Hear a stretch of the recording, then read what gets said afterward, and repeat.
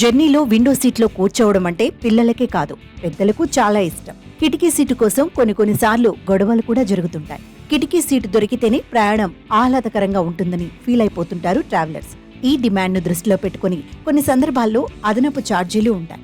ఎంతో కష్టపడి దక్కించుకున్న ఆ విండో సీట్లో కూర్చొని చల్లగాలిని ఆస్వాదిస్తూ పరిసరాలను చూస్తూ ఇష్టమైన మ్యూజిక్ వింటుంటే స్వర్గం కూడా చిన్నపోతుందని నిస్సందేహంగా చెప్పవచ్చు. ప్రస్తుతం విండో సీట్ జర్నీకి సంబంధించిన ఓ వీడియో సోషల్ మీడియాలో వైరల్ గా మారింది.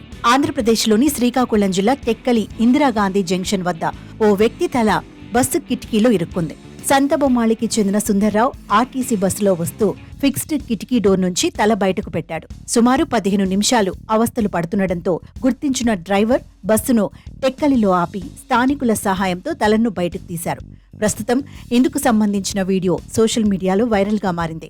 ఈ వీడియోను చూసిన నెటిజన్లు రకరకాలుగా స్పందిస్తున్నారు. విండో సీటు వద్ద కూర్చోవాలి కానీ అత్యుత్సాహం ప్రదర్శించవద్దని కామెంట్స్ చేస్తున్నారు. విండో నుంచి తల బయటకు పెట్టొద్దని ప్రభుత్వం హెచ్చరించినా తల బయటకు పెడితే ఇలానే జరుగుతుందని అంటూ నెటిజన్లు తమ అభిప్రాయాలను కామెంట్ల రూపంలో రాస్తున్నారు.